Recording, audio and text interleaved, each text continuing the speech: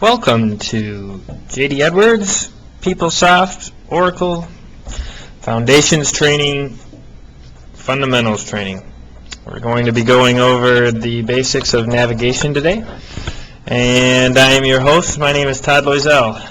And I will be walking you through everything today. We will be using a tool called UPK. UPK stands for User Productivity Kit. And it can be found in your Internet Explorer. And to get there, what you would do is you would click on your Launch Internet Explorer browser, and you would click inside the address book and you would enter the letters UPK. As you can see, our UPK tool shows up. This is an actual tool that will guide you through each of the major steps that we need to take to learn JD Edwards. What you'll notice within this tool is we have a tree structure here, and with each of these menus and tutorials we can drill down even further until we get to the final lesson. So for example, we will be dealing with EnterpriseOne 8.95 fundamentals today. If you click on the plus sign next to it, you can see that we have to go over 8.95 basic skills in navigation, help and other assists, working with grids, working with records, media objects, and reports. Within each one of these, if I open them up, you can see we have the actual lessons that we need to go over. A couple of these lessons are pretty basic, so I may not go over them. I may just skip around. What you'll notice when you click on one of these lessons is you'll have a playback mode that's located up here at the top. If you select the Try It button, it's going to walk you through the steps that are necessary in order to complete the task. If you select the See It mode, which will show up on some of these, then the system will actually guide you through each of the steps itself, pausing in between each action and going through there. So we're going to start today with signing in and out of the system. So we will select signing in and out of the system, and then we will select the Try It button. In order to start the tutorial, you need to hit the Start. So we will click on Start. Some basics behind this UPK tool. If when you're inside here, if you go too far or you want to go backwards, what you can do is you can select the Actions key. The Actions key will allow you to go to the next step. You can also go to the previous step. You can replay the whole thing or get some help. And another thing to notice is that we have a big X. If you click on this X, it will close the tutorial out and take you back to the menu screen on UPK. Ideally, you don't want to hit that X, you want to go through the entire tutorial. Several of these screens that we will be going through will actually have you do a particular action. And it tells you the action to do at the bottom, so in this case it tells you to press continue. And once we hit continue, it'll move on to the next phase. So in this case, I'll just go ahead and hit continue. Now you'll notice up here at the top that we have an address, and JD Edwards has their own particular address in here, and we have our own standard. The standard depends on what environment we're in. We have 4 main environments that are available to us. We have the DV, which is really the development area, and each of these environments acts as like a different playground, a different area to test the system. DV is particularly for developers who need to go in and change a particular form, maybe add some logic to do some additional error handling, maybe change some forms, add some fields, and etc. We also have the PY environment. The PY environment is mainly for configuration and system setup. Usually we will have the consultants come in here, and that will usually be their playground. It's also a testing ground for the developers to push it up to our functional users to test in that environment. And finally, the PY environment, along with the QA environment, is used for just general navigation if you're learning how to go to certain screens or you're trying to learn a certain application. Generally, you're going to want to use a PY environment unless otherwise noted. This does change sometimes. It does go to QA, and QA is actually our third environment. QA stands for quality assurance, and it's really the final testing that we do before we go to production. Production, obviously, is our fourth environment, and our last one. Production is what we use on our system, and it's exactly what it says it is. It's production. These different environments help us to test, configure, and so forth, and depending on what environment you need to get into at the time will depend on what actual type feature or actual text you enter in here to the address book. So, for example, if I wanted to open up JD Edwards, what I would do is I would go down here to the Internet Explorer and I would open up another window. If I wanted to enter in JDE, if I wanted to enter or go into the development environment, I would press JDE DV, and the playground for DV would show up. Generally, though, we're going to be playing in either the PY or the QA environment. In order to get into the PY environment, you would put JDE PY. For QA, it would be JDE QA. And for production, it would just be JDE. So we'll go into PY, and you'll see that we are in the PY. You'll always know what environment you're in by the task or the text that's in the URL, and also when you sign in. I'm going to sign in real quick.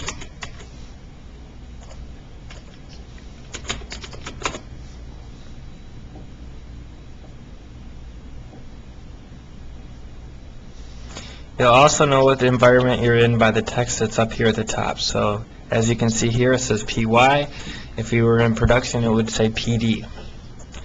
So, on with how to actually log in. We will hit continue. The first screen that you're going to see is obviously your user ID and password. Your user ID is going to be your first initial and your last name up to a total of 8 characters. Your password will be set originally at welcome. Once you sign in for the first time, you'll be asked to change that password. And at that point, you can change it to whatever you want. So we will go ahead and hit continue. In this case, this tutorial steps us through actually putting in a user ID. This is a great thing to note with UPK, is when it actually wants you to do something, to perform an action, it'll tell you the action to perform down here. For example, it says enter the desired information into the user ID field. Enter STA103. So in order to do that, I need to click inside here, and I need to type in STA103. Now, if you hear that dinging, that means that you entered in the wrong letter, and it won't allow you to proceed until you pick the right letter. Also note that UPK is case sensitive, while logging into JD Edwards is not case sensitive. So just something to remember. The next thing that it asks is for us to put in our password. So we'll click inside the box like it tells us, and we will type in STA103. The next thing that we're going to talk about is the roles. But again, just using UPK, kind of another navigation tip is whenever that red box shows up, usually that means that you need to click inside of it. Just as if we were in JD Edwards, and if you clicked inside of it and an action is performed. So in this case, if I click on details, just as in the real environment, you'll see that the environment and the role shows up. So in this case, what we would do is we would normally put in a role, and we would hit the sign in button to sign in. The role acts as your security. Each person will be designated a different role depending on what security they have in the system. So, for example, if you are the item master guru, you would have an item master role. If you only dealt with setting up new employees, then you would have an address book role, and so forth. The functional user that's responsible for each section will tell you what your role is. You can also see what your role is by logging in as *all. If you log in as *all, you will see all the roles that are available to you, and you can choose one. Otherwise, you can type in whatever role you need and proceed from there. So, I would like to show you an example of that. So, for example, if I log in with my own username,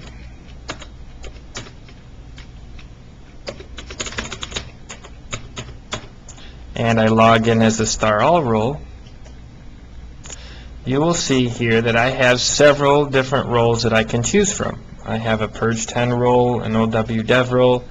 I can select one of these roles and hit the OK button and log in. Now you know what role you're logged in as because it tells you over here to the left.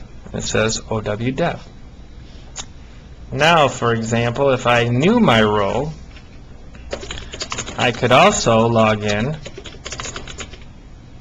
and simply enter my role into the role category field and hit sign in. And you'll notice now that it doesn't give me any other options as far as different roles that I can choose from because I'm telling it what role I want. So, pretty simple at that point. So we'll go back to the UPK and we'll hit continue again, and I talked about the roles, so I'll hit continue again in the UPK and I'll sign in. Now, one of the main things that you'll notice when you first log in is all your menus are to the left, and any application that is displayed will show up here to the right. This menu bar extends down to the bottom, and we have a scroll bar, and the scroll bar, if we click it, will show you the more menus and applications that we have available to us. So I will go ahead and click scroll to scroll back up. You'll also notice to the left that anytime you see some blue text with it underlined, then that represents an application or a report that can be run. Otherwise, if the text is just black, then that means that it's a menu and we can drill down further. These menus and these triangles act as a tree structure. So, if you select one of these, it'll drill down further and give you another set of menus, and it'll continue on until you reach an application. You know when you reached an application or a report to run because it'll show up, the text will show up in blue, and it will be underlined. Now we also have a feature with 895, which is new windows.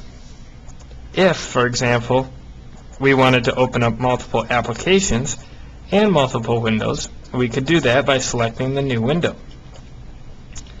If I select the new window, you'll notice that a new one pops up, and I've got one down here at the bottom. We could do whatever work we wanted to on this form, and then after we were done, we would simply close the window down. This menu option to the left can also be hidden, and in order to do that, we would simply hit the minimize button, which is this minus, and you'll notice that it goes away and we have more real estate to do what we need to do. We could also restore it back at any time by hitting the restore button. You'll also notice that we have open applications here. If I were to select a couple applications and run them, they would open up and they would show each of the applications that were available to me, and I could click on each one of them to open them up to show them or to do the work that I needed to do. The fast path option is a quick option that allows you to go directly to the application without drilling through the menu structure. Since this is a security error or security problem for most people, we have gone ahead and disabled that for all production users. So you will not see this fast path when you're actually in your live production environment. But if you are in a PY environment, actually in the PY environment you still won't have it either, because you'll be logging in with your role, and your role will not have that option available to you. Once you're done with the system, what you need to do is hit the sign out button. Now, this is very key. You do not want to hit the big X here, which closes out the entire application. If you hit the X, which closes out your Internet Explorer without signing out, then the system still thinks that you're active. So you might ask, well, why is that a problem? it's a problem because if our system administrators need to do some work, they look onto the system and they see who is active and who is not active. If they look on the system and they see, Joe Smith is active, they're going to call Joe Smith and ask him to get off of the system. Well, Joe may say, well, I'm not on the system. I haven't been on for an hour. And after several of these phone calls, the system admin folks get pretty upset because they're asking all these people to get out of the system when they're already out and just wasting their time. So, please sign out, hit the sign out key before you ever hit the big X, or the X to close out the system. If you click sign out, then once you reach the login screen again, you can go ahead and hit X to close out your Internet Explorer. So good job. You just learned how to sign in and out of the system. So I'll click finish and go back to the tutorial. The next thing that we're going to go over is changing your password. So we will click changing your password and we will click the try it button and start and continue.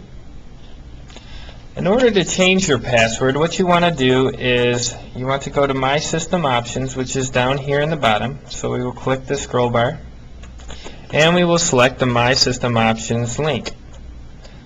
This takes us to a new link where we can change our password.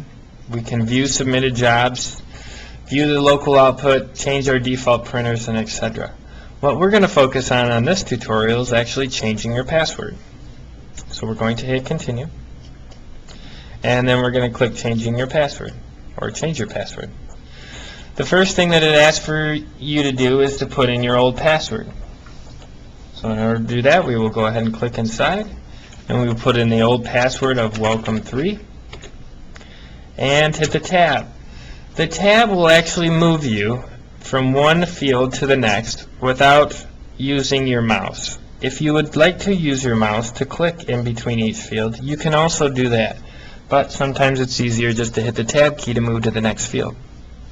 The next field asks for your new password, so you need to enter in the new password. In this example, it's welcome4, and I'll hit tab again, and then it asks you to verify that by entering it one more time. And so we would enter in welcome4 one more time, hit our tab key, and then we need to save this information, so we click OK. Now that form that we just went through will be the exact same information that you need to change, or that you'll see when you log in for the very first time. When you log in for the very first time and you use your welcome ID, it's going to ask you to choose a role, and then after you choose a role, it's going to ask you to change your password. Once you change your password, or once you get to that change password screen, it's going to be the same screen that we just saw.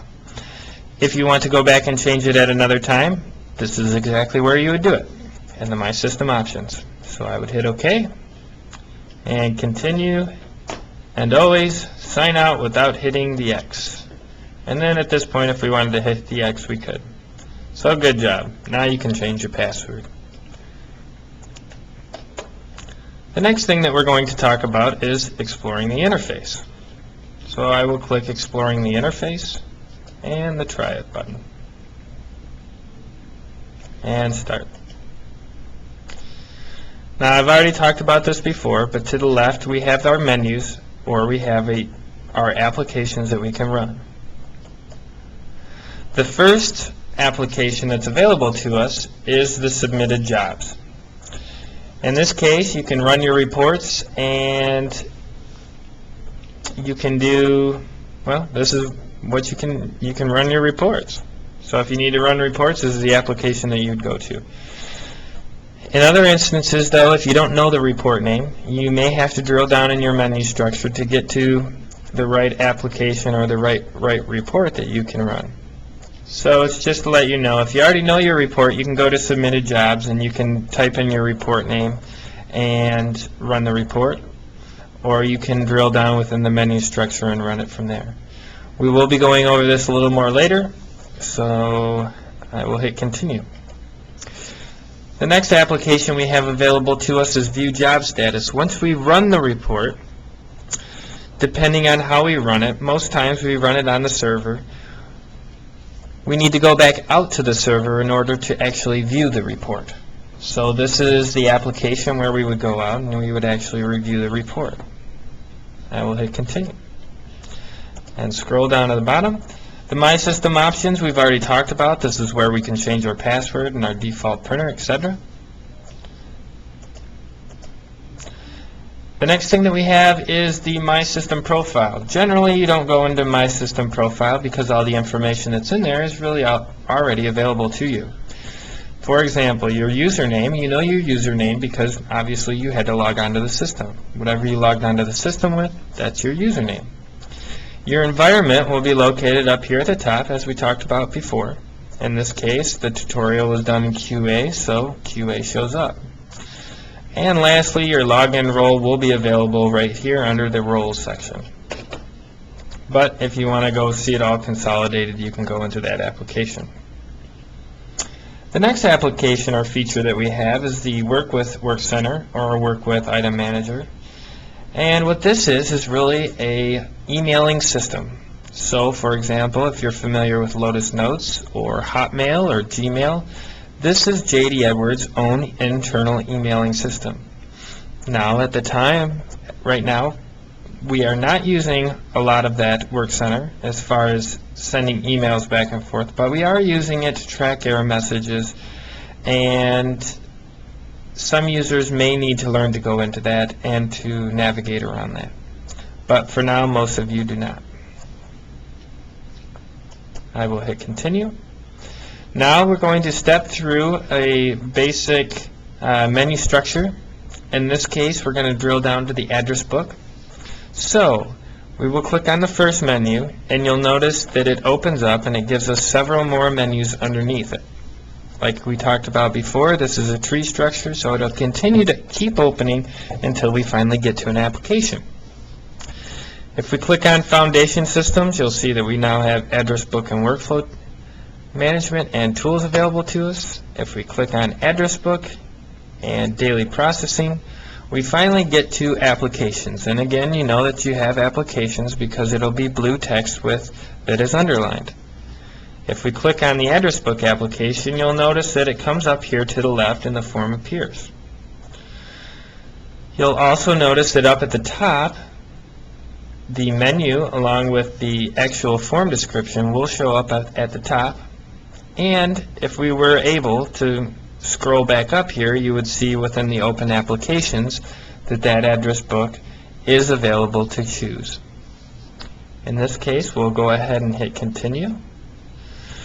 We have a toolbar that's available to us, and this toolbar is really where you will be doing all of your major actions. Some of these actions will include the select button. The way that the select button works is when we hit the find button, which is to the right of it, the grid below will be populated. As it's populated with fields, this form in particular is a find and browse form, and it does exactly that. You're trying to find the record that you want to update or find the data that you want to update. In this case, we're in the address book. So we're looking for an address book that we would like to go into the detail and update. Once we find an address book that we want, what we would have to do is choose that address book and hit the select button. But we'll go over that much later.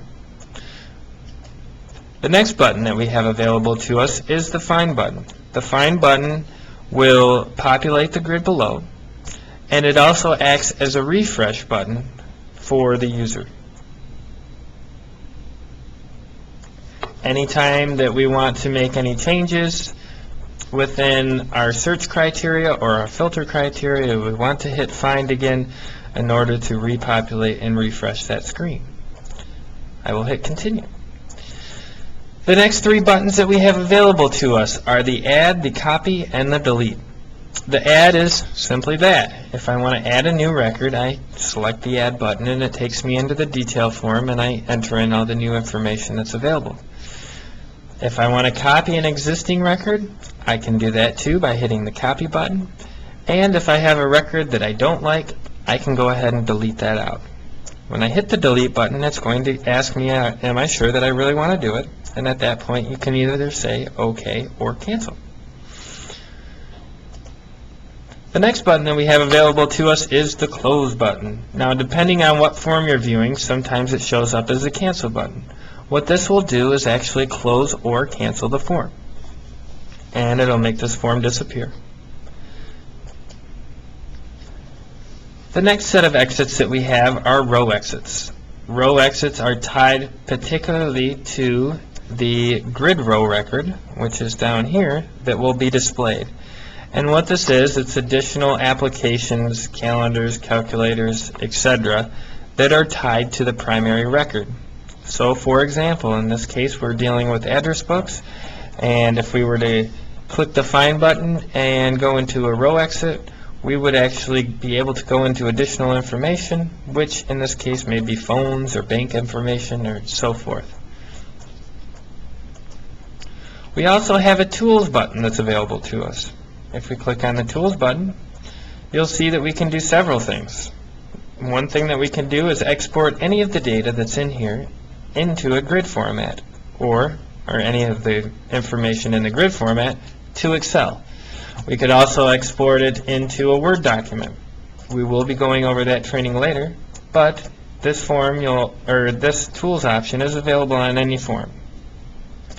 The next thing that you'll notice is the auto-populate feature. If I were to select in this field for alpha name, and I were to type in, say, the word Brasscraft, then close the form, the next time I click in this field and enter in a simple character of B, it'll automatically type ahead and put in Brasscraft. Now, some people like that feature, some people do not. If you want to turn that feature on, you can do that simply by clicking on the auto-populate, or if you want to turn it off, select the same spot. The last thing that you can do within the tools is refresh the form. But you can also refresh the form by hitting the Find button. On some forms, although rare, you can actually run reports from the form. And you'll see a form option up here, and you can click on Reports, and you could choose one of these reports and simply run it from the form. And then we just want to show you real quick, if we were to click the row exit, some of the options that are available to us for additional information that's tied to the primary record.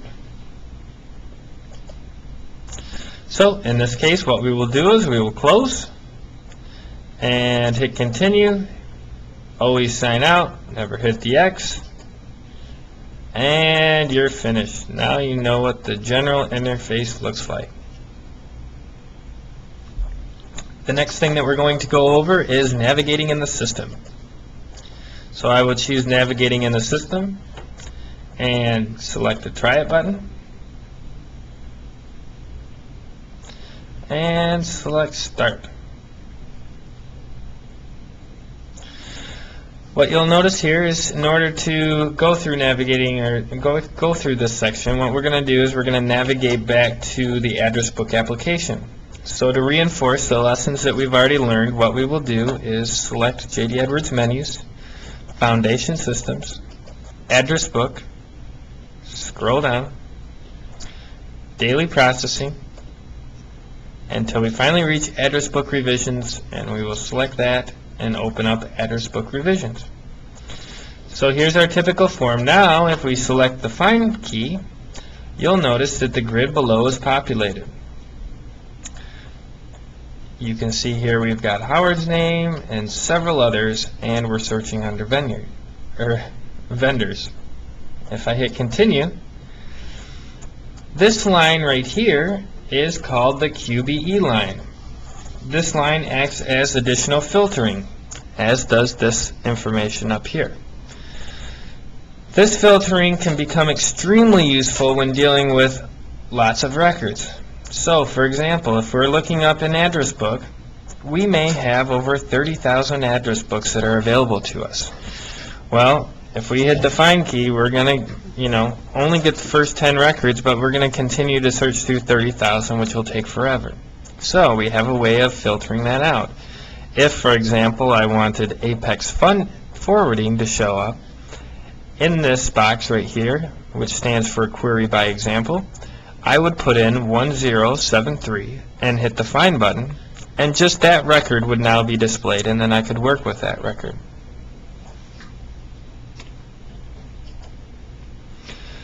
Also, when navigating through the QBE, or when navigating through any form, I can simply hit the Tab key to tab forward to each one of the lines or columns. If I want to go backwards, what I would want to do is hold the Shift key down, which is on the left-hand corner of your keyboard, along with the Tab key, which is also on the left. If I hit it once, I go to long address, hit it again, go to alpha name, hit it one more time, and I would have gone to address book. Now what you'll also notice is that if you pull up several records at a time, you're only going to display the first 10. If you want to display the next 10, what you would hit is this arrow, and the next 10 will be displayed, and now you get to see 1 through 20. If you wanted to see the next set of 10 records, then you would hit that same key again and again until your hand is sore. The next button that's beside it is the Go to End button. This button is very dangerous. And I say that because if you're on an application like we're on here, which is the address book, and you hit the Go to End feature, it's going to try to bring back 30,000 records, which will take quite a long time and take up significant system resources. So what we ask of you is that if you click this button and you happen to find that the record count exceeds 500, that you stop the record count, you go back into the filtering criteria, you filter out based off of the QBE line, and hit Find in order to find the information that you're looking for. Otherwise, you could be waiting for a very long time and taking up a lot of system resources. Now, I will show you an example of that. If we open PeopleSoft back up, which we have here, I'm going to fast path to the address book application, and I'm going to hit Find. Now what you'll notice is when I hit this Go to End, it pulls up a new screen and it tells me I'm searching through records, and it gives me 20, 520, and it'll keep going until it reaches the end, which if I have 30,000 records will take quite a while. So what we ask you to do is stop and view the results,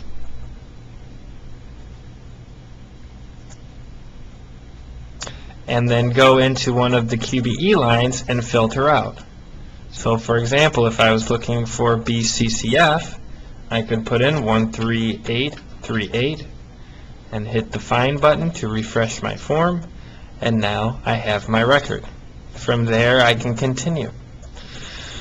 There are several things within this QBE line that will help you during your navigation and to create better filters.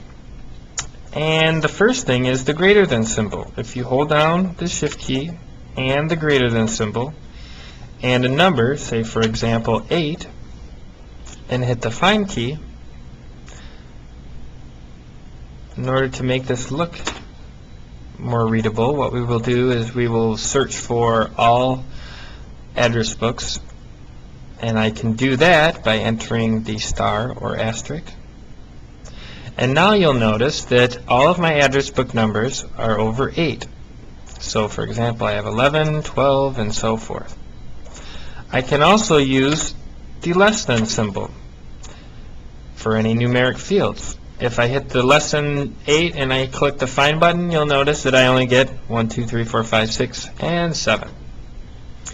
I can also use a less than or equal to sign, and what that will do is give me 8 and everything below. And now you'll notice that the number 8 address book number shows up. I can also do a greater than or equal to 8, and that will give me 8 and everything above. So you can see here now I have the 8, the 11, 12, and so forth. I can also use several QBEs at the same time. So if I wanted to look for everything over greater than 8, but that was named Master Plumber, I could type in Master Plumber greater than or equal to 8, hit the find key, and sure enough, it will show up. For text fields, we can also use the asterisk or star, which is if you hold down the shift key and hit 8, and if, for example, we put in the word Novi, what this is saying is the star represents anything. So I can have anything be in the beginning, but my last 4 characters need to be N-O-V-I. If I click the Find button, you'll notice that every alpha name that shows up here will end in N-O-V-I. I can also use that asterisk or star at the end. So I can say star Novi or Novi star. What this means is my first 4 characters have to be N-O-V-I, but I can have anything after that. If I click Find here, you'll see everything begins with Novi. And finally, I can use star Novi star. What this means is tell me anywhere that the word Novi is in this string. If I hit Find here, you'll notice that Novi shows up at the end, Novi shows up at the beginning, and Novi shows in the middle. So, use your shortcut keys, use your QBE lines. It'll help you find your information a lot faster.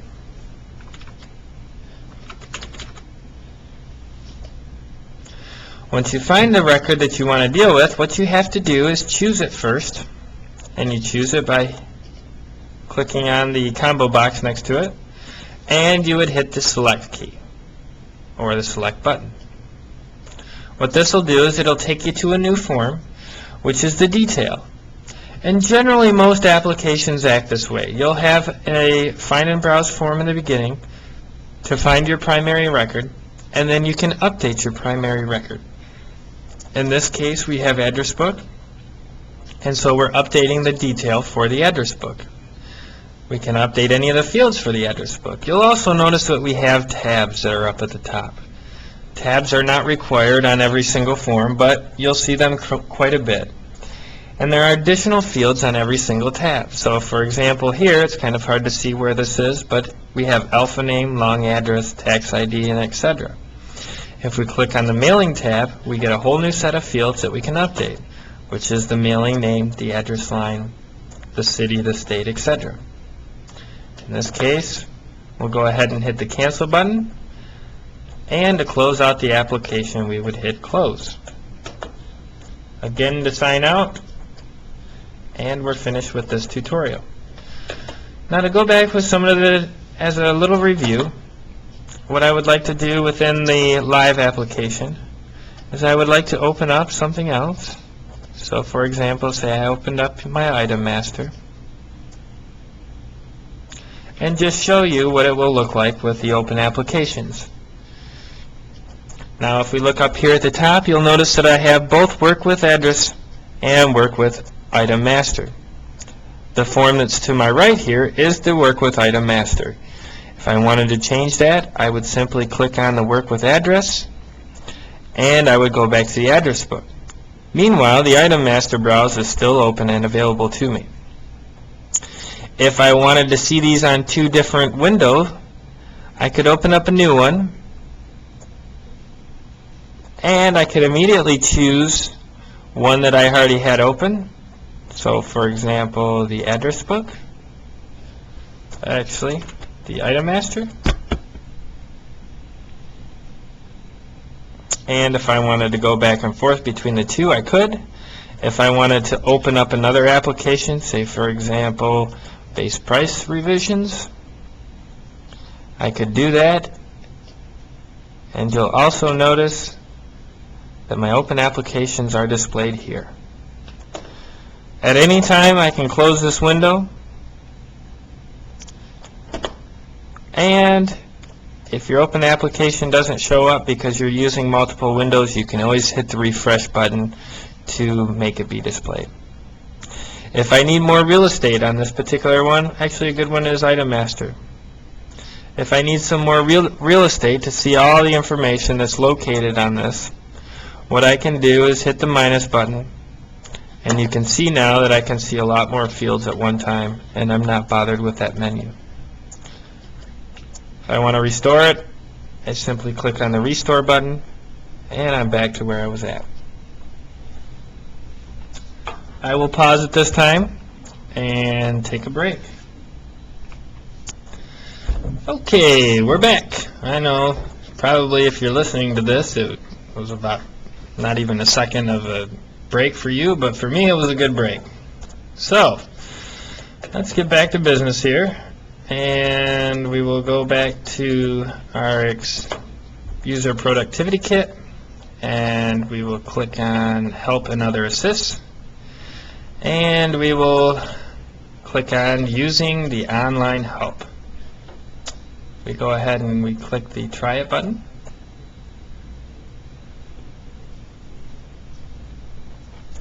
And to start, we will talk about the information and the help that's available to you. If you're working on a particular application and you want to know what that application name is, what you would do is choose the I that's up here in the right hand corner, and it will tell you the information behind this particular application. So for example, it will give you the application number that you have, along with the version you're running, the form, and etc. Generally, you're not that concerned with whatever the application name is, unless you're a functional user, or if you find an error on a particular application and you want to let a developer know where that error is happening. What you would do is click on the I, and you would tell the developer what the application name is, along with the form, and the steps that you do in order to receive your bug or error or whatever. And that'll certainly help them. The next feature that we have is the Help feature. If we click on the Help, a new application will show up, which is the standard JD Edwards help menus.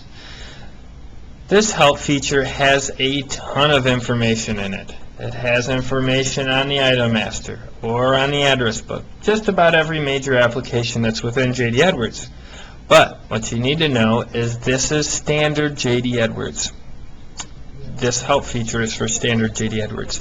Any customizations that we have made will not show up in here. But if you want to learn more about a particular application, you can navigate within this and find the information that you're looking for. In this case, we'll hit Continue, and you'll notice to the right it displays the information just as it does within our normal application. And if we hit Continue, we can do a drop down here and go to the address book, and you'll see at the bottom the address book information is populated. If we wanted to look at the maintenance, perhaps we could click on this tree structure here and the Enter Address Book, and you'll notice that the documentation will show up here to the right. If we clicked on this plus sign, you'll notice that even more information shows up, and we could click on to enter in an address book, and it would give us all the steps necessary to enter in a new address book. Once we're done with this, we can simply hit the X and close this out. The next feature that we have available to us is the Item Help. What the Item Help does is it gives you information behind each of the fields that are out there. If we go ahead and select it, it'll ask us if we want to turn the Item Help on. We say OK. The first thing that you'll notice is your mouse turns into a mouse with a question mark. And if we highlight a certain field and select it, we will get additional information behind that field. So, for example, if I were to select alpha name, a new pop-up window will display, and I can see information behind the alpha name. In this case, it tells me how long it is and what it describes. If I go ahead and close that. Once I turn that item feature on, I can select any of these other fields and do the same thing. Once I click it, the additional information behind the field will show up. In order to continue and turn that off, I have to select the Item Help one more time, and it'll turn the Item Help feature off, and you'll notice that your mouse will remove that question mark, and you'll be able to proceed as normal. If we click in the search type field, and if we were to hit the F1 key, it does the same action as the item help without turning it on and off. So for a shortcut feature in the future, if you want to learn more information behind a field, the easiest way to do it is just click inside the field and hit the F1 key. So for example, if we were in item class and we hit F1, we could see more information behind the F1 class. And I will go ahead and close this form out and finish this tutorial. The next thing that we're going to talk about is understanding Visual Assist. I will click the Understanding Visual Assist and the Try It button to enter this tutorial, and hit the Start button. The first lookup button that's available is really another visual assist to grab additional information. Sometimes you'll hear us users calling it a user UDC, which stands for User Defined Code, which simply means that there are certain codes that you have to enter for this particular field. Currency code is one of them. If we were to select the magnifying glass here, it will bring us up to a new form with the correct currency codes or the correct codes that are available to that particular field. In this case, we have currency codes, so we get the currency codes that are available.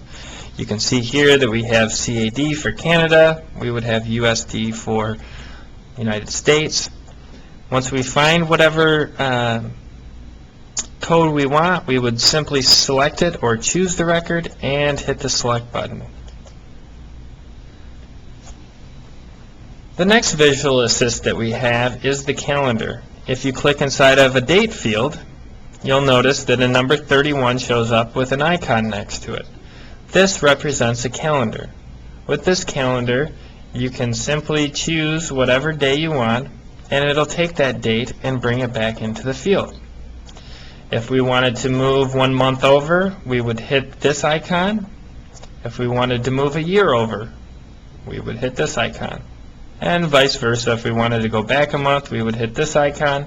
And even though you can't see it, there's a double arrow going the other way, which would go back another year. Once you're done selecting whatever records you want, or excuse me, the date that you want, you would hit the green check mark to save that, and it'll bring the information back in. I will hit continue. And the last visual assist that we have is the calculator. If you click inside of an amount field, a calculator will show up where you can do any type of calculations that you need to, and once you hit the green arrow, it'll bring that information back in. If for any reason we don't want to save that information, we can always hit the X and it will not bring that information in. And those are the three main visual assists. So now we'll practice actually using one. So we'll go to using the lookup button and the try it and the start. In this case, what we're going to be doing is we're in the address book, and we have certain search types that are available, and again the search type has a UDC attached to it and has codes that are available to it. So if we click inside this field, you'll notice again that the magnifying glass is displayed. If we select the magnifying glass, it brings us up to a new form. In this case, it shows us the information that's available. If we select employee and hit the select button, it'll bring that E back into the form. If we hit continue and find, you'll also notice now, as we talked about before, this being a filtering criteria, all your search types will equal an E. If we hit continue and we go back into the search type and we change it now to a C for customer and hit the select, you'll notice that the C is brought in, but that the search type is still at an E for the form. That's because we need to refresh the form. In order to do that, we would hit the find button, and you'll see that all the C's are now displayed, and we can choose whatever customer we need. So we will close the form and we will finish. Now, as far as the other two that are available, if we go ahead and select the Try It button and start, and we drill down to JD Edwards menus, financials, scroll, accounts receivable, daily processing, customer invoice, and speed invoice, you'll notice within the gross amount, if I click inside of it, I can click the calculator, I can do anything that I need to do with inside of it. In this case, I'll simply close it. If I click inside the invoice date, my calendar displays. I can select the calendar, any date that I wish. In this case, I'll close it, and I'll cancel the form. Now, before I cancel the form, one of the good things to note is, as I drill down several levels deep to get down to the final application to run, this is not typical of what the end user will see. Typically what we will do is when we get ready to go live, we will consolidate all of our menus.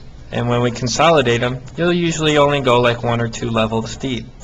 Because we're going strictly through the JD Edwards menus right now, there are several levels deep that we need to go. I will hit cancel and sign out and finish. The last thing that we have with help and other assists is reviewing the error messages. So I will select the Try It button.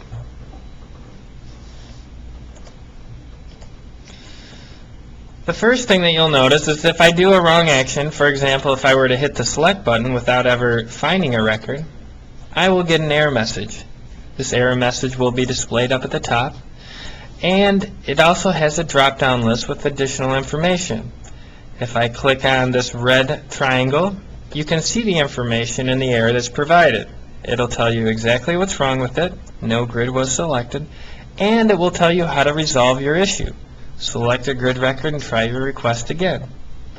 So what we would do in this instance is we would hit find, and that error will go away. You'll also notice that there is another view that shows the same error, which is up here at the top, and that's just to tell you that there's an error on the form. If we go ahead and hit continue and find, you'll see that that error goes away. If I select a record and I go to view the details, and say for example I go into the search type and I enter in a wrong search type and hit the tab key, you'll notice that the error is displayed at the top and it tells me the user defined code that I entered was not correct. Now, one thing that I forgot to mention before is when you have the magnifying glass that's available, you do not have to go into the magnifying glass to actually pull that record up. If you know what the code is, you can simply enter it. So in this case, I simply entered it. I just entered the wrong one. You'll also notice that if the field is on a tab, the tab will display the error. So in this example, the address book shows an error here to the left. If I click back inside of that field, you'll also notice whatever error message was received will be displayed. Where this becomes helpful is if I have multiple fields on multiple tabs that have errors on them, all the errors will be displayed up at the top, but when I select a record with the error in it, it'll display just the one error that's tied to that field. You'll also notice that the field turns red. That red indicates that there's a problem with that field and it needs to be resolved before you can save the record. If in this instance I were to hit the OK button, I would not be able to save any of this information because I have hard errors. Hard errors are represented in red with a red stoplight and a white X in the middle. There are also warning messages that are available. Warning messages are simply that. It tells you a warning. If you want to save the information at that time, you still can, but you cannot save information with a hard error here. If I go back into this field and I put an X and hit the tab, you'll notice that the error message is removed, and at this point I can go ahead and hit OK. So I will click close and close out this tutorial. Now, what I'd also like to show you is something the tutorial does not go over, and that is if you have multiple grids that create a drop-down list. So I will open up JD Edwards, and I will go to the address book.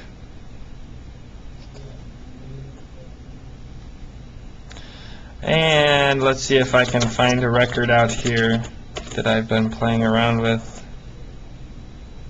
And we'll choose Todd 2. And we'll go into AR.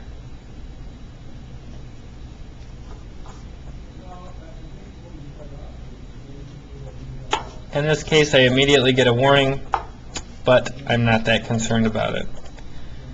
If I go to credit and take out a bad value or create an error message, what you'll notice here is whenever I have more than 6 tabs, instead of putting them horizontally, it creates a drop-down list and you can see them vertically.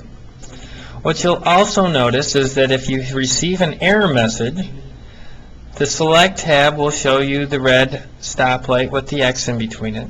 And each tab will have 3 explanation points for any errors that are there.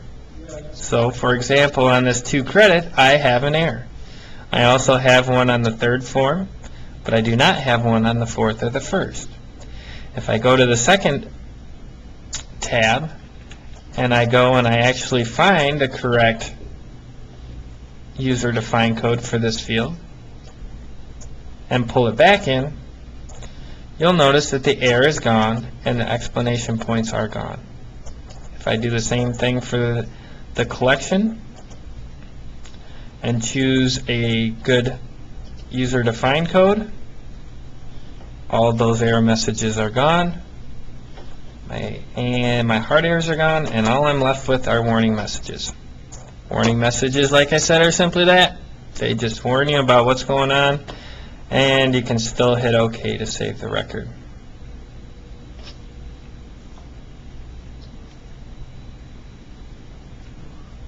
You'll also notice that the live environment is a little slower than UPK, and that's natural.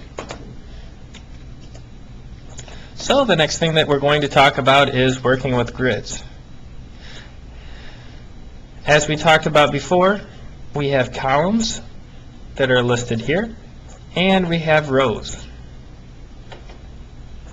Now with any of this grid information, something very valuable to note is we can customize these grids to show whatever we want. So for example, if we wanted to take alpha name and move it to the left of address number, we could do that.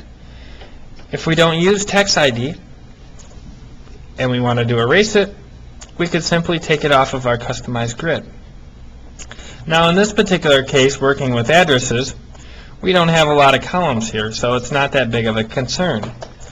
But if we're working within an application similar to the Item Master, where we have lots of different rows, we may not want to view any of those rows or those columns, or we may want to review maybe 4 or 5 of them. We can customize this grid any way we want, and so we do that to make our job a little more productive.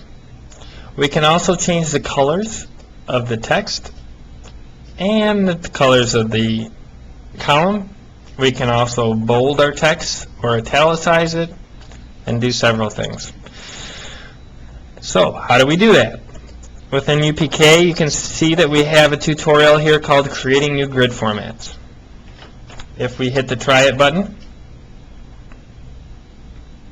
and hit Start, and what you'll notice is when you're within a grid, you have a customized grid feature. If you select that, you are prompted to create a new one, modify an existing one, or delete one. In this case, we don't have one, so we're going to create one. So we would click on the Create button. At this point, it asks us to go ahead and rename our new format, so we would click inside of it. We would hit the backspace button, and we would name it whatever we want. In this case, I'm going to name it My Search. At this point, you can see that we have all the available columns will be here on the left, and anything that's displayed will be over here to the right.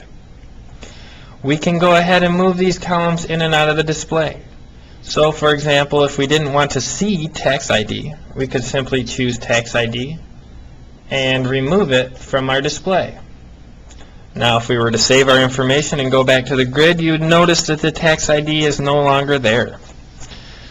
We can remove everything in the display, or we can move them one at a time. If we remove everything, we can put everything back by hitting the double arrows, or we can move them in one at a time by hitting the left to right arrow. What you can also do is change the order. So for example, if I wanted to take search type and make it my first field, I would simply select search type and hit the change order button, and it would move it up to the top. I can also change the colors. In this particular instance, I'm changing the tax ID. Typically what you would do is you would click on the color schema at the bottom, and it will automatically populate the column color. If you are an expert with colors, you can select inside the color schema, and you can enter in the color that you wish to use. So in that case, I just chose a green, because I am an expert at color schemas. If I wanted to choose a red, I would choose 3 EBA 6D. But usually you're not an expert at that, so you'll just click it. In this case, we're going to go ahead and bold it and hit the scroll bar. Now to view what that's going to look like, we can hit Update Style, and you can see here at the selected column that the tax ID is updated, and now we have a blue column and a green tax ID that is bolded. You'll also notice down here that we can change the sequencing. If, for example, we wanted to take the alpha name and move it over, we can move them over one at a time. We could take them out one at a time. We could move all available columns over to be sequenced. We could move them all out. Once they're in there, we could change the order just as we did up at the top, and we could also change the sort order to be ascending or descending. Once we're finished, what we would do is select the OK button. Since we're only going to do round 1 right now, we'll hit Close, and when you come back to the form, it'll immediately show you that new format. So in this case here, you can see that the address number is green text with red columns. Beautiful. If you wanted to go back to your old search, what you would do is click on the My Search, and you would see the Show All Columns. This will take you back to your original format. And I will hit Continue and Finish and show you what this will look like in the real world. So if I go back to the Work with Addresses, and in order to change my grid, I will customize my grid. I will create a new one. I will call this first one Todd's version 1. As you can see here, I can move everything out of my display order, or I can move everything back. I could take tax ID out in industry class. I could change the order. So for example, if I wanted to move alpha name to be first, I could do that. I could scroll down a little. Within the column color here, I could make this a column of red, and I could choose a text of green, and I could bold it, updating the style. Now, I can do that with multiple fields. So if I want to choose the address number, and say for example I wanted to make this a blue and the text a yellow, I could do that. Go blue. And for those state fans out there, we can make one green, and I can't find the white, but that's about as close as I can get. And we'll make that one italic. I can also change the order. So if I wanted to perhaps sequence by alpha name, I could move my alpha name in there. I could change the order to be alpha name, and I could also make it descending. and I will click OK to save this format. Hit the close button, and you'll see that new format is displayed. If I want to revert back to the default, I could click on the drop-down list and select Show All Columns, and it will show me my previous format. I can also do multiple customized grids. So, for example, if I wanted to come back in here and create a version number 2, I would simply hit the Create button, put in Todd's version number 2. Say in this example, all I want to do is see address number. I could take everything out, put address number in. I could change the color to a red and a yellow. I'll keep the data sequencing as it is and hit the OK button. Now you can see I have 2 versions. If I hit close, the new version will be displayed. If I want to go back to my first one, I can go back to my first version. Or if I want to go back to the default, I can do that too. Now, if you have a grid out there that you're not using anymore, you can easily delete it by going back into your customized grid, selecting your version, and deleting it out. Now when you hit the close button, you'll see that all of your versions are gone. The next tutorial that we have is exporting your grid data to Excel. So we will hit Exporting Grid Data to Excel and hit the Try It button. This feature becomes very handy when you're trying to take some of the information that's within the grids and you want to populate in Excel so you can manipulate it further without actually manipulating the data.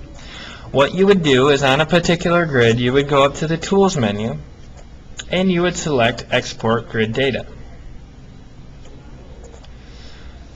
The first thing that it's going to ask you to do is, do you want to export everything?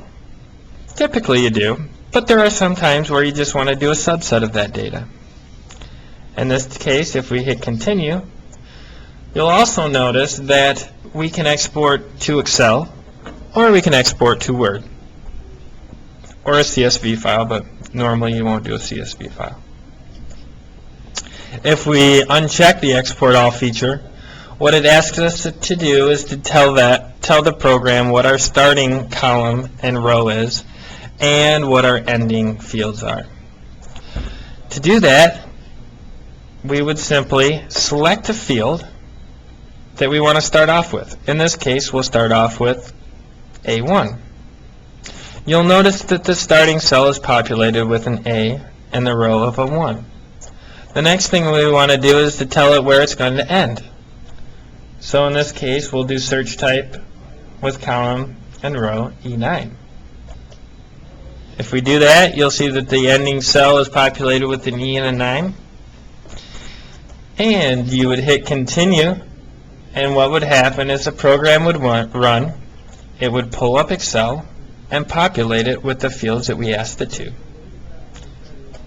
At this point, we could go ahead and save the information to wherever we want. In this case, I'm just saving it under My Documents. And once we're done with it, we could close it.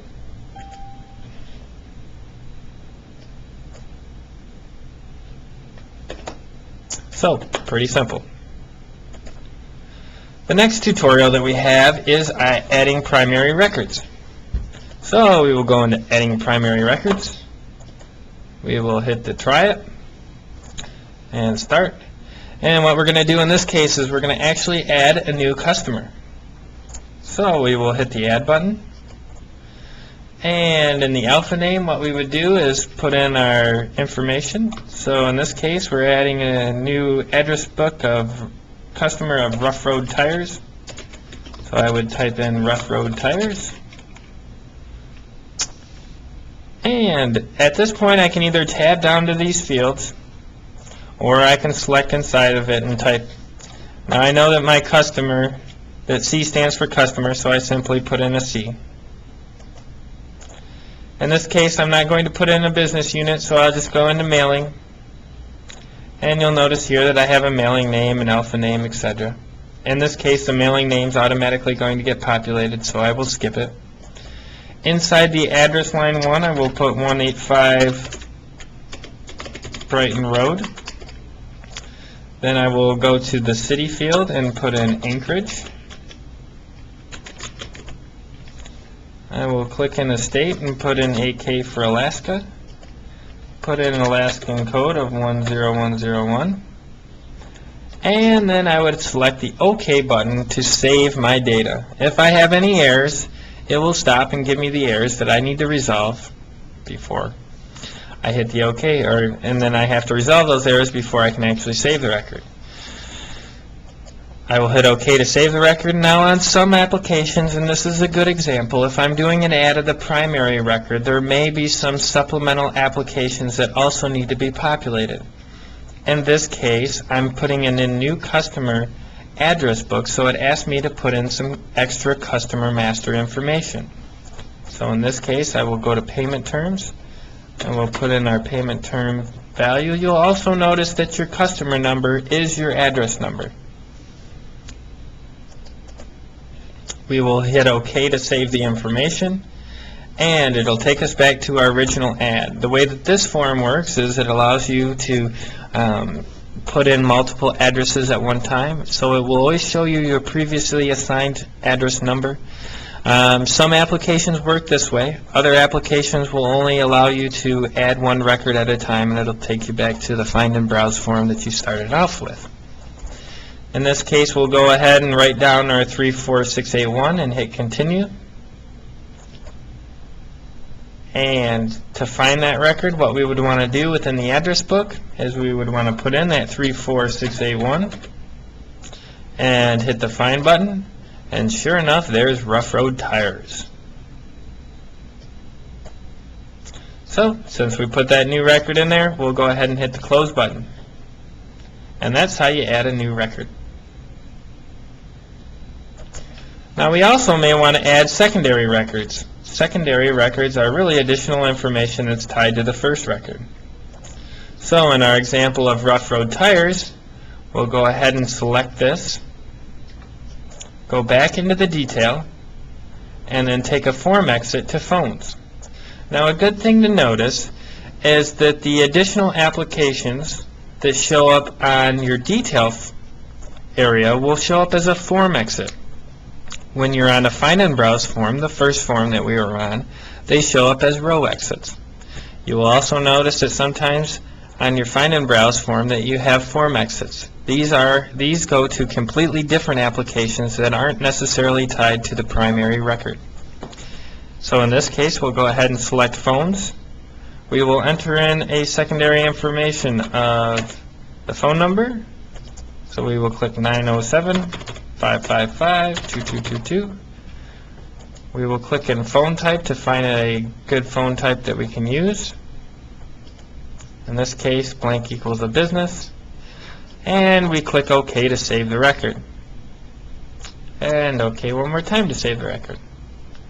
And we'll close it. So now that phone number is tied to that new address. The next thing that we can do is actually delete a record. So if we go back into our same address book and we click inside here and we enter in our old address book of 34681 and hit find to find it, we need to choose our record, and if we select inside of it and go into, this isn't deleting a record, this is updating one. So if I were to go back into the mailing address and update it, say they moved from 185 Brighton Road to 11825 Brighton Road, and say they also are in a suite now of Suite 17, we could enter that information and hit OK, and we would simply update the primary record. We could do that for the secondary records also. We could also delete a record. If I find a record here of Johnston Tires and I select it, and say for example he's not a customer of ours anymore, and we want to delete him out of our system, we would simply choose him and hit delete. It's going to ask us if we'd like to delete him, and we say absolutely. Now what you will notice is even though you delete them, it still looks like they're in your grid. In order to get them out of your grid, we need to refresh the form once again. If you hit the Find button, you'll notice that they're gone. And we hit the Close button and close out that application. The last tutorial that we have is using the Query by Example line, but since I've already gone over that in the additional section with navigating in the system, I will skip that. And I will take a break from here. So we'll see you soon. Okay, welcome back. If you've taken a break or paused it, that would have been a great time. Otherwise, we are going to move on to working with media objects. So our first tutorial that we're going to go through is understanding what media objects are. Media objects are a way to attach a note to, for example, a journal entry explaining some special circumstances. You can copy information, for example, anything that you scanned in. You can attach a URL. For the most part, they're used for notes, but if you want to attach images or documentations, you can also do that too. So that's what media objects are. Media objects are located in usually your row exits or your form exits, and they'll usually be at the very bottom. So for example, on the Work with Addresses, if you select the row and go down to the bottom, you can see attachments here. Once you click on the attachments, you'll see the standard attachment form that comes up, along with the save, the cancel, and etc. that we'll go over more a little bit later. So we will finish that, and we will dive right back into viewing the attachments.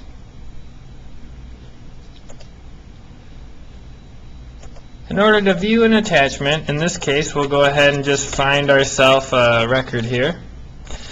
Now, if there are attachments that are selected to an actual grid row, what we can do is select the magnifying glass with kind of a swirl around it, and you will see that a couple paper clips show up.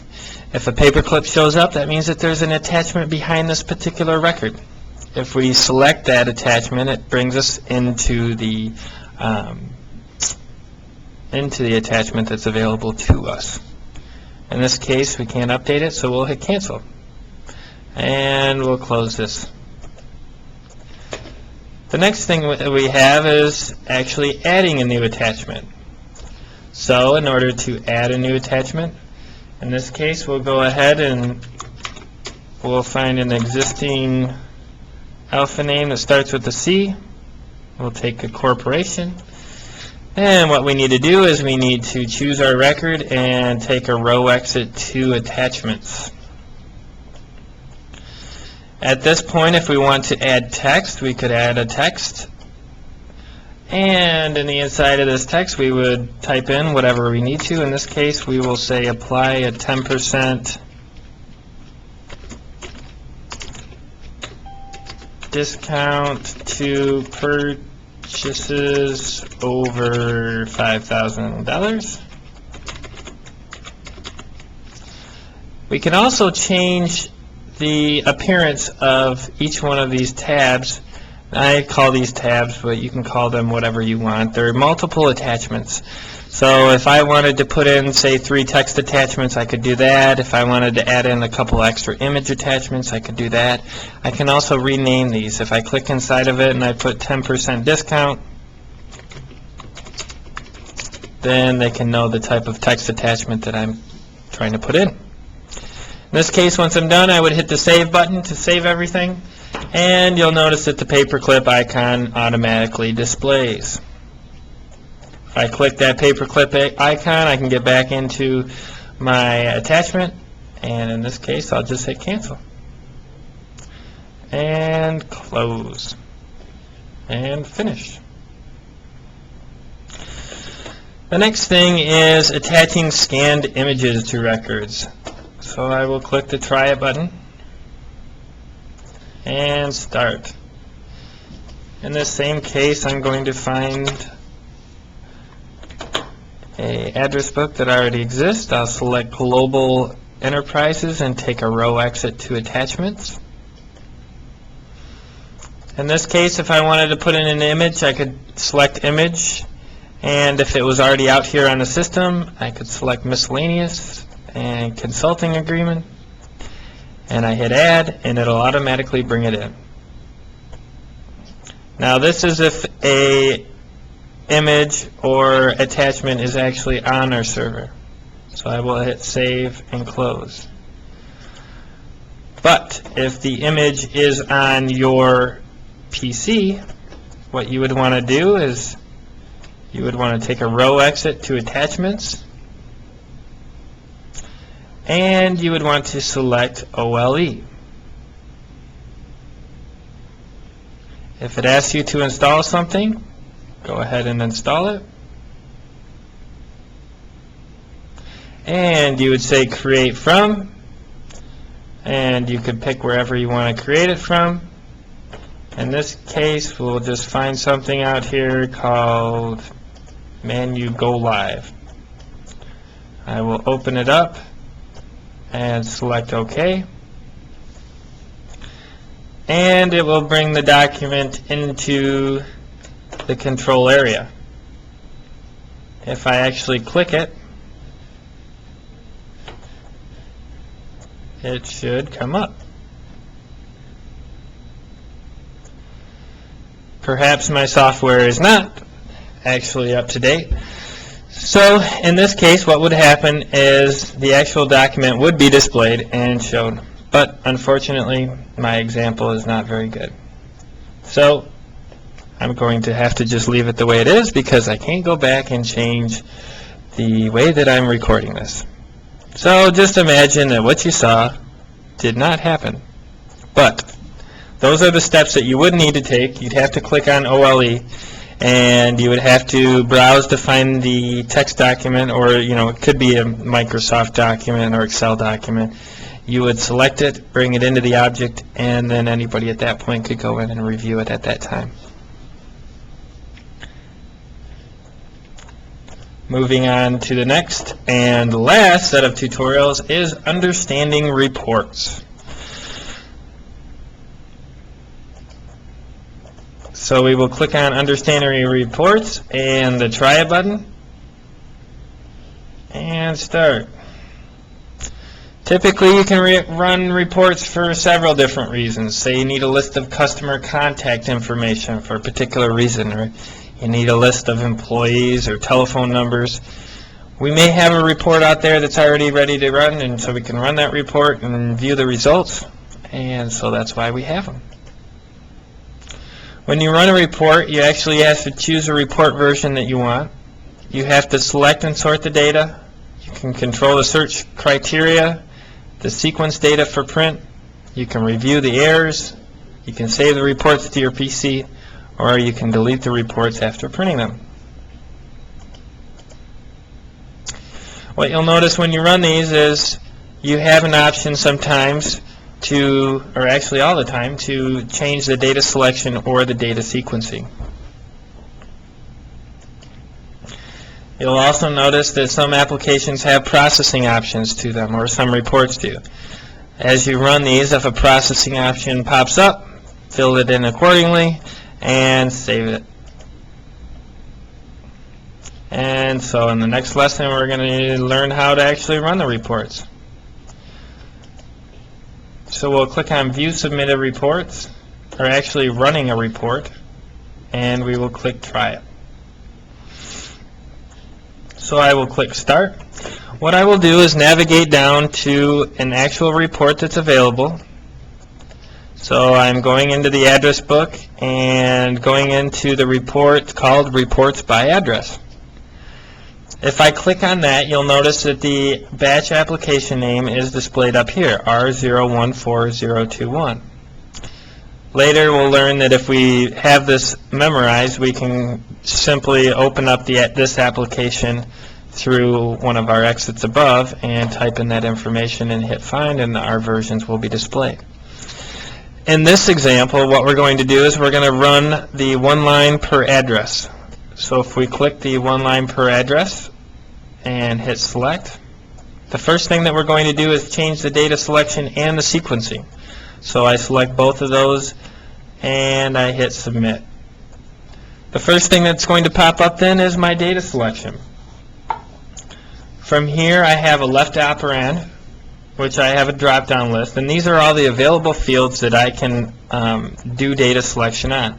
Data selection is really filtering by the field. So in this case, I want to make my search type equal to a literal value of C.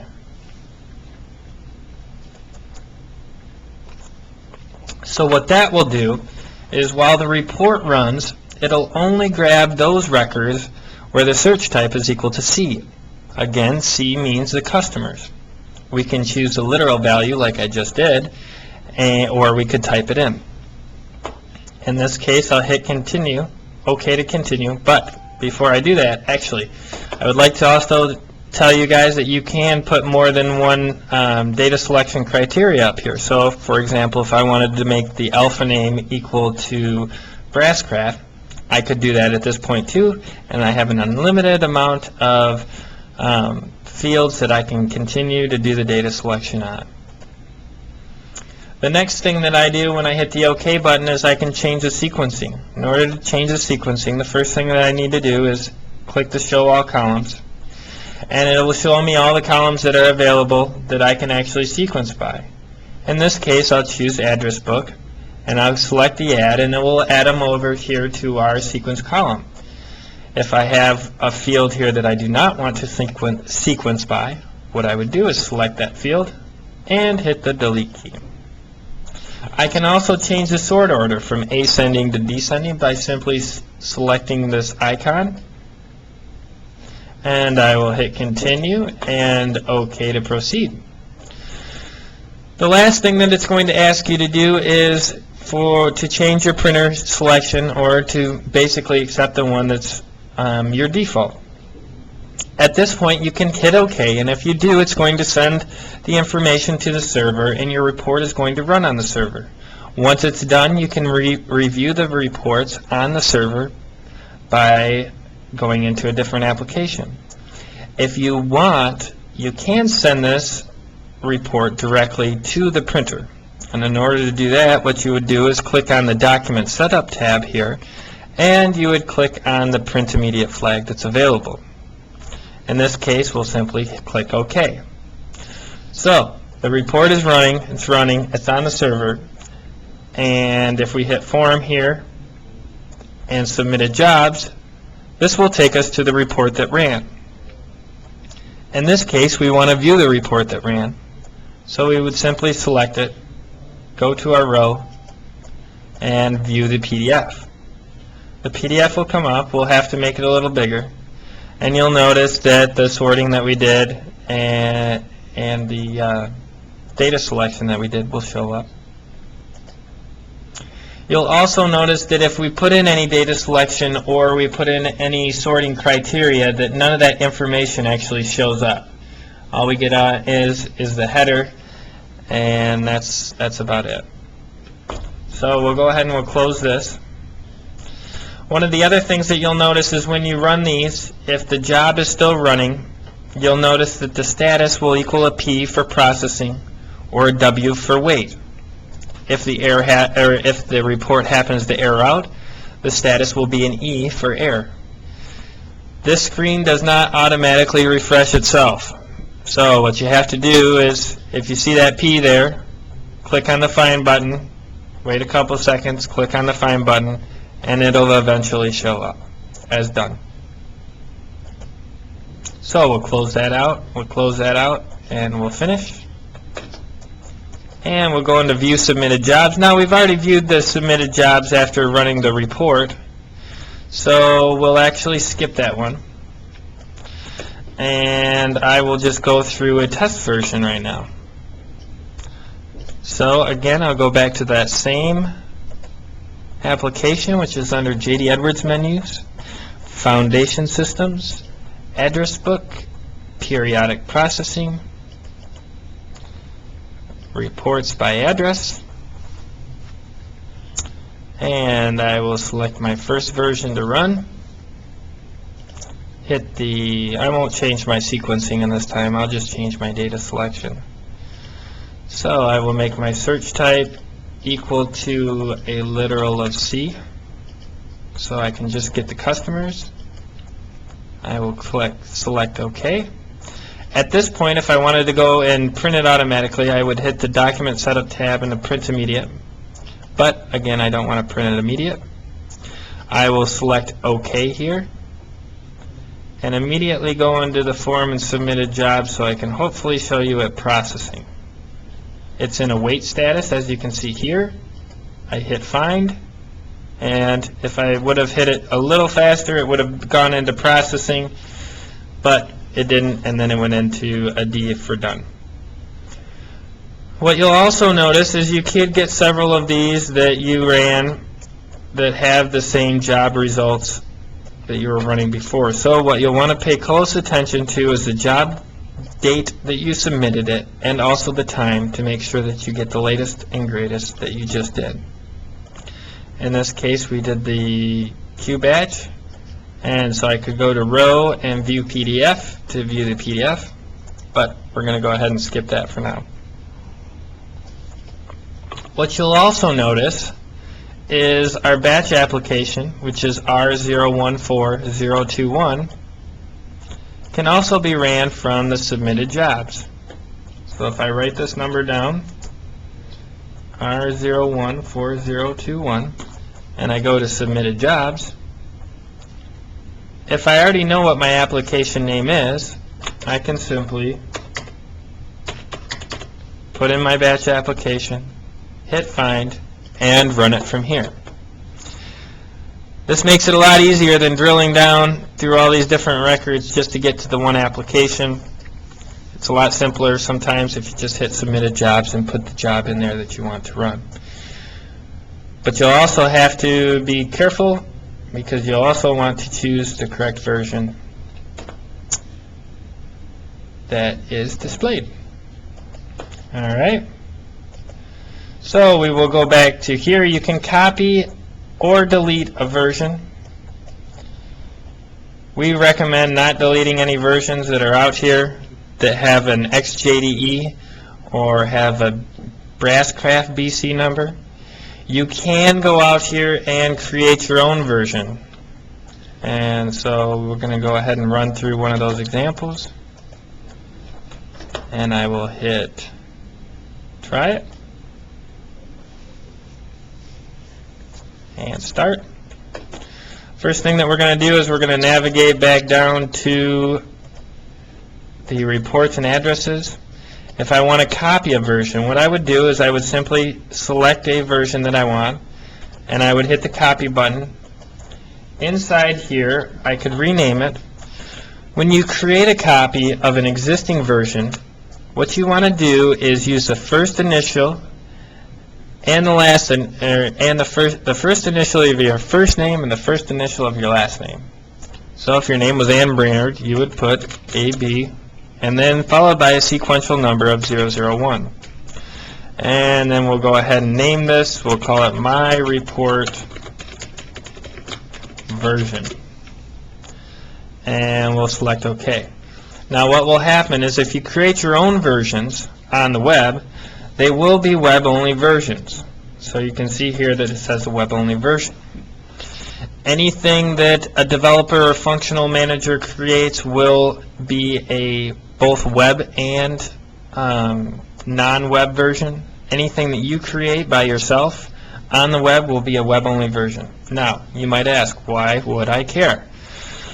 A web-only version, the specs on it will be deleted usually about once every 2 months when we do a full package build. Even though those specs are deleted, they can be brought back simply by selecting it and running the report. And what will happen is it'll say that the specs have been lost. Do you want to go back and get them again? You, of course, say yes.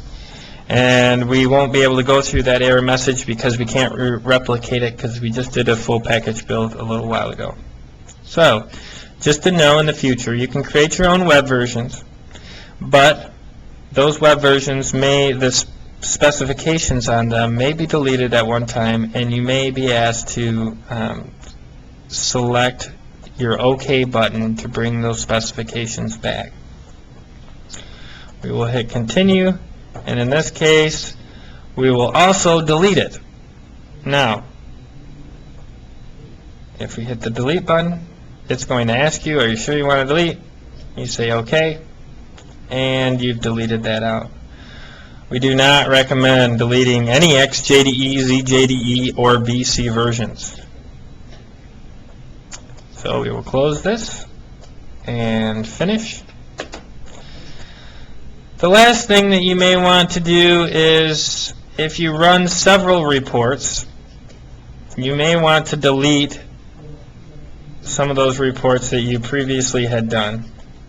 And it's a fairly simple process. All you have to do is select the reports you would like to delete, or you can select them all, and you would hit the delete button. It'll ask you, are you sure? You say yes, and sure enough, it's deleted. And I could do all of these if I wanted to, but I don't. So that is deleting a report. And so we are done for the day. What you need to know then is you will have to always click the sign out button. If you have multiple applications running, you simply say yes, close them all, and they will all go away, and then you can hit the X in the corner. Thank you for attending this. If you would like to listen again, you can hit the playback button. And, well, that's it. Have a great day, or great night, or great morning, depending on when you actually take this. Goodbye.